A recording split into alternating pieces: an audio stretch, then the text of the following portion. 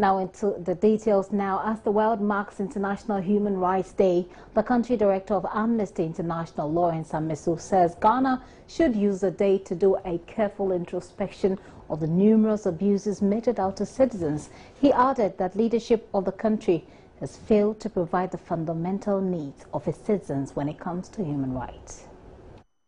Human rights abuses are rife in Ghana, as many citizens lack very basic socio-economic needs such as water, housing, education and health.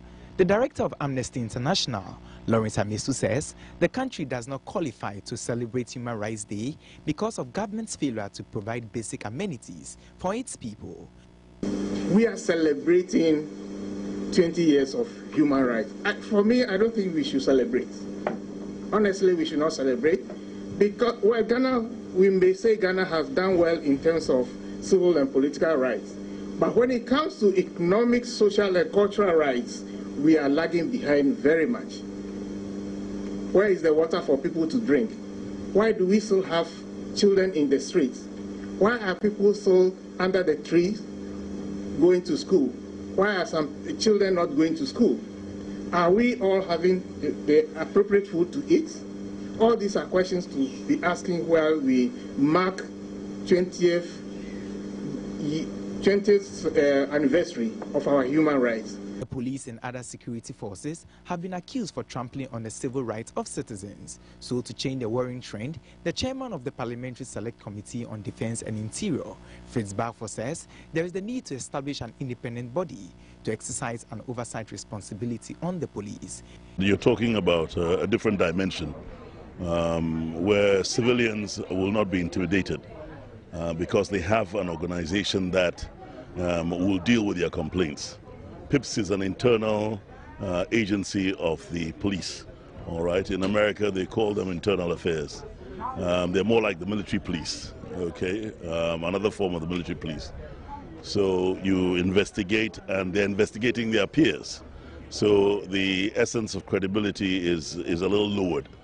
But if you have an independent police complaints commission, it's independent. So people will feel far more comfortable in sending their complaints and knowing that there will not be any internal interference.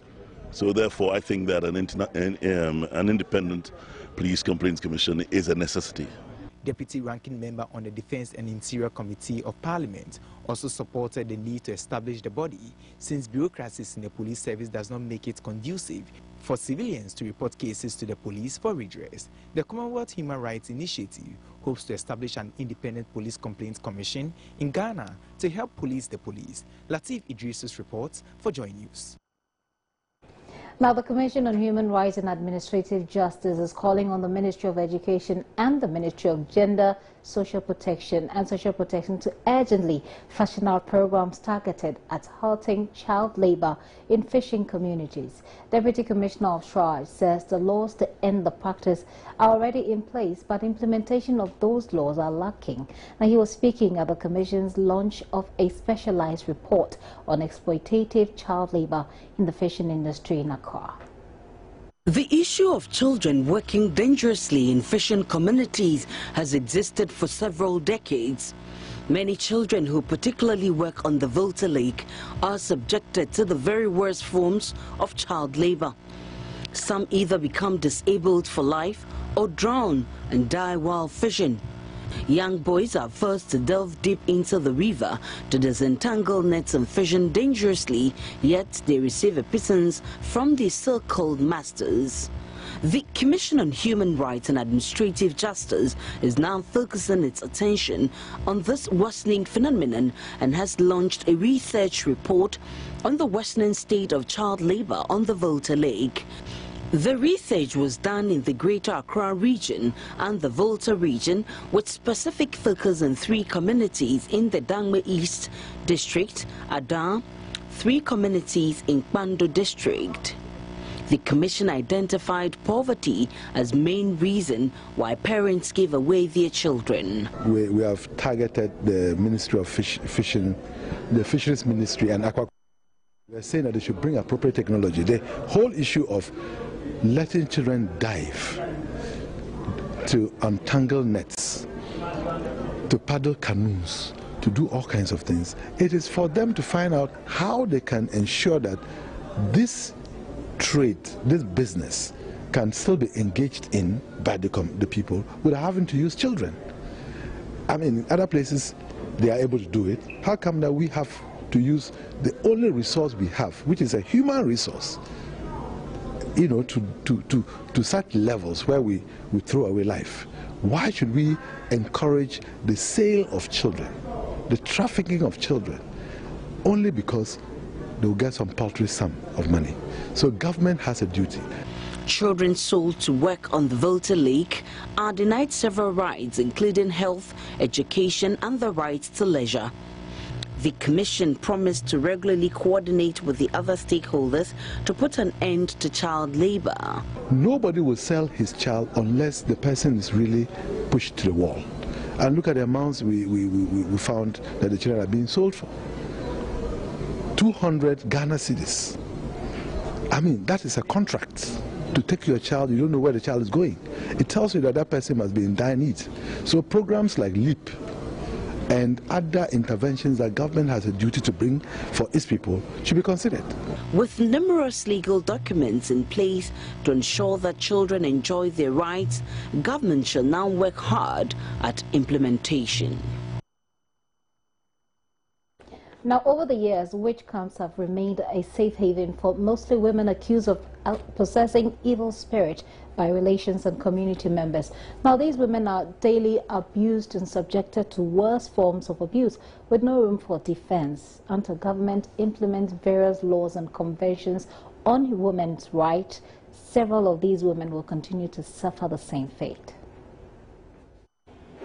You're welcome back. Now, for many who fall short of the law, access to a fair trial seems far-fetched, particularly when one does not have the means to afford the services of a good lawyer. Now, per the Parliamentary Act 542, however, persons without the means to employ the services of a lawyer are entitled to one.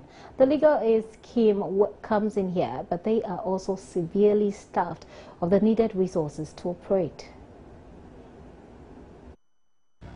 The assertion of accused persons receiving unfair trial by the country's judicial system due to their inability to have representation seems to have gathered some credence, as many more stakeholders in the judiciary seem to concur with the claims. Executive Director of the Legal Aid Scheme, Yaya Alassane, believes the situation is so because his outfit lacks the requisite funding to do what is expected to do. Somebody at a toll booth accused of stealing 2 cedis and being remanded by a court, clearly. That is something that many people want to ask, how did that happen? How did we get here? But if we had legal aid properly in place, with the kind of legal and other education that legal aid ought to be given to the ordinary citizens, and the kind of assistance that legal aid should be given to the people who need and deserve it, I'm sure that these things will be very minimal. But because legal aid is not the way it ought to be, we still have these justice challenges across the country, especially in the criminal justice sector. Justice is denied for the people who are not giving what I would call, for want of a better word, a fair trial.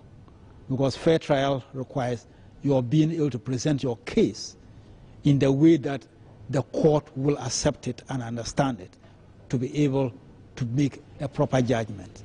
But with all the numerous challenges, the scheme still intends to invite more poor persons to use their services. The Legal Aid Scheme has launched a website and a 5-year strategic plan to help increase access to the Legal Aid Scheme by the ordinary Ghanaian who is unable to access legal services. How we intend to execute our mandate over the next 5 years to achieve the overall goal that Ghana needs of having everybody satisfied with delivery of justice. It is now possible for people to track legal aid delivery and then see whether they are on course or they are not. That's the reason why the guide has also been developed and has been launched. Meanwhile, the Justice of the Supreme Court, Justice Julius Ansah, says the judiciary, since beginning the implementation of the Free Access to Justice program, a program aimed at decongesting the country's prisons, has managed to provide instant justice to a number of individuals who had been on remand for several years. Free access to justice the program has been very, very, very successful. I'm aware when tours were made to the various prisons, as a result, cases were sent to court. Cases which were not going to court started going to the court, and there had been instant delivery of justice, high quality justice. So prisoners do not have to stay for a long period of time in custody awaiting trial. Things are improving now.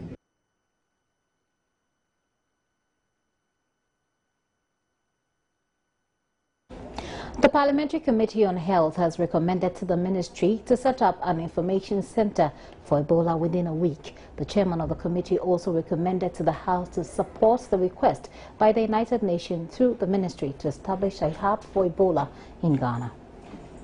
The committee also recommended the Ministry establishes one message on Ebola on a website for the public within a month. They are also to create a strategic team that will include Ghana Medical Association's president to monitor the media on any information of a possible outbreak. The ministry is also to ensure technical personnel are placed at the emergency unit and not the public relations officers. But the ranking member of the Health Committee, Dr. Atani, was however not satisfied with the ministry's preparedness. Once we are being commended and once we are given the necessary support to our sub-region, which is part of the South-South cooperation. Indeed, I did attend a high-level consultative meeting on South-South cooperation, and I thought it was a very good example, and it was one of the examples I cited. But, Mr. Speaker, once we are doing that, we must prepare ourselves. Members have come up to tell us that when we were briefed by the ministry, we found the ministry was not prepared for the middle sector and for the northern sector. As of now, the Kumasi Center has still not been put up. As of now, the Tamale Center has not been put up. So that in case we have any such problems, Mr. Speaker, we're going to have problems. The deputy minority leader expressed concern about the attitude of Ghanaians as a result of our culture in the wake of the Ebola scare. We're just lucky because our cultural practices, God forbid, if that disease has landed in Ghana because of our cultural practices, Mr. Speaker, I'm sure this Parliament will have, we ourselves will have run out of this place. Because it becomes an offense in Ghana when somebody sees you and does not shake you. It's an offense. People see it as you don't respect them. So you go to your constituency as a member of Parliament and you don't shake people, you are dead. I'm sure you won't come back as an MP in the next election. The chairman of the committee, Joseph Yilechre, cautioned the ministry to comply with the recommendations made and urged members to support the agenda. The committee recommends to the House that the establishment of the hub is in the right direction and should be supported. I faithfully, respectfully submit this for the adoption by the whole House of this report, which your Speakership directed us to carry out. Other papers were laid before the House. Sitting continues on Thursday. We're still with the College of Physicians now. About 8,000 doctors may lose studying opportunities in the next 5 years.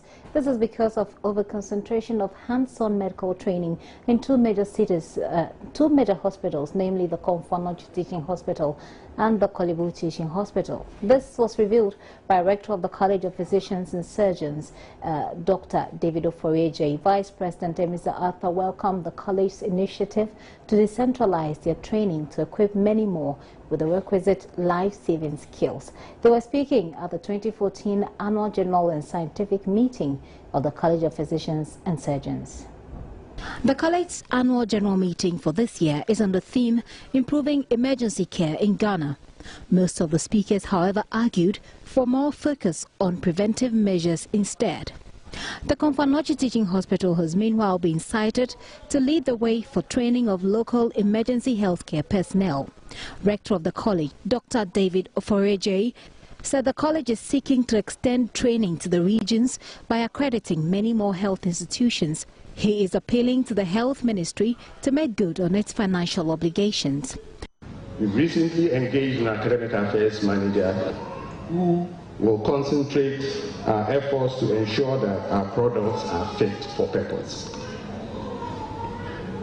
The college has also initiated discussions with the Royal College of Physicians London in working together in training and also improving on our assessment of the competencies of our trainees. We are looking for similar opportunities with other organizations, and the fund, I believe, will be a great help in that regard. Vice President Emisa Arthur called for harmonization of patient health records across the board. The arrival of the favorite family doctor, Dr. Google, in our homes has introduced another challenge to the modern physician, because you need to change your mindset, as I said, in the relationship with us, your patients.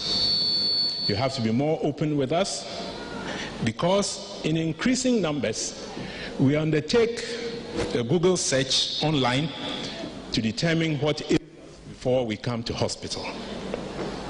And we will no longer accept what you tell us on face value, because we go back home and we check Google. So we are checking to confirm the diagnosis you have, because we feel the ailment, and therefore we check.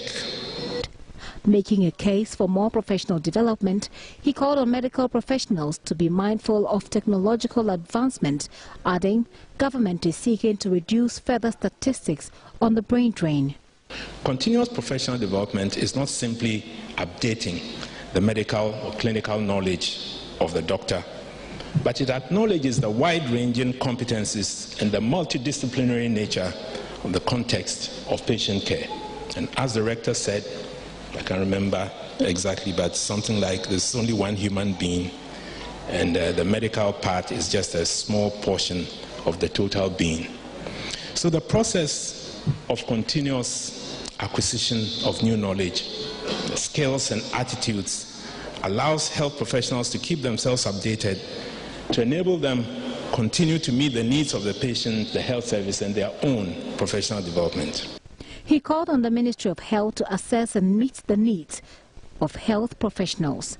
The College of Physicians and Surgeons has had over 1,500 memberships as well as over 200 fellowships since its inception. Gifty Andopia, Joy News, College of Physicians and Surgeons, Accra.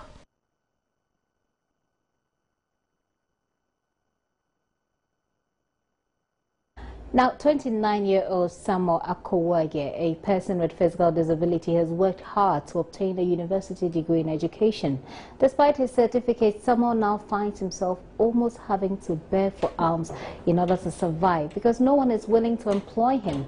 Upper East Regional Correspondent Albert Sori visited him at his home in Wale in the northern region and came through with this report. For many people, physical disability is an excuse for them to resign to fate and do nothing for themselves. But for Samuel Akuyage, who was born paralyzed in both legs, his misfortune was motivation to push for success in life. Samuel moves around with a very old wheelchair, sometimes with the help of family members, but he has a very positive attitude. He narrates a painful story of how he pushed beyond the limitation of his condition to get educated. It's very expensive. For instance, when I was traveling to Winneba, I need to always pay for the services of an able person to assist me carry my wheelchair, my luggage, and myself in the vehicle from here to Winneba at my own cost. So in an academic year, I spent about 600 Ghana cedis on transport alone, because an extra person need to go with me. These are some of the challenges. In the university too, how to access the library, lecture halls was a challenge. Despite these challenges, Samuel managed to complete with a Bachelor of Arts degree in Social Science Education from the University of Education Winneba in July 2013. He also participated in several workshops during his time at the university. However, Samuel has had a very tough time finding a job. After graduation, I started my national service. I I did my national service in Wale District Assembly, community development and social welfare. I finished the national service and I've been searching for a job. It's not easy. When I go to people, they start to say, but people with disabilities, the legal frameworks are there that you don't have a problem. You don't have a problem, but I am in it. Every day I travel from here to Bolga to see the regional ministers, the regional directors of education, the district directors. I am not getting a job. Sometimes too, you get to somebody who try to say, if you give me this, I will help you. A whole lot of stories. So it's been very frustrating that all the money that I beg from people to earn a living, I ended up even using it on transport, searching for a job. Samuel's disability, which has confined him to the wheelchair since birth, is not his only misfortune. He's also from a poor family. His father is a peasant farmer and his mother a petty trader. He has 6 siblings and they all live here in Wale Wale. He now finds himself almost having to resort to begging for alms, the very thing he had never wanted to do, and his motivation to get education. He owns a small piggery and he wants to expand it, but has no startup capital. If people come to my aid, I can't be on my own and employ myself. This is a piggery. See that it's being made of local material, but because of the financial constraints, I cannot expand it. It has been this for long. So if I get the support, I can expand it. Then because I've been selling them just to take care of myself, there are not many. Sometimes it's not even all about being employed. If I get individuals who will help me employ myself, I will appreciate it. For instance, I thought of putting up a private school of my own and to run it efficiently, just to educate people and to educate other disabled children. But the resources are not there to start something. A report by Albert Sorry. Let's now catch up with news the world of sports is talking about, and checks by Joy Sports has revealed that the Ghana FA is yet to officially communicate to new members of various committees after a recent shake-up announced by the Ghana FA President Kwesi Nyantakyi. The situation has angered quite a number of the appointees and has forced ex-executive member Randy Abbey to reject his appointment as Black Queen's Management Committee Chairman. Joy Sports can confirm that persons who have been appointed onto the various standing and ad hoc committees of the Ghana Football Association have not been officially written to, and most of them have not been informed of their new appointments.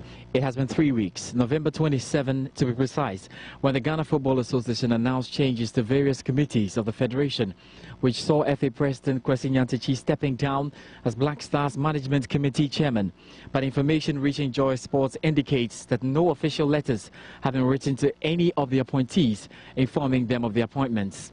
The Ghana FA can thus not say for certain if those appointed have accepted or rejected the appointment.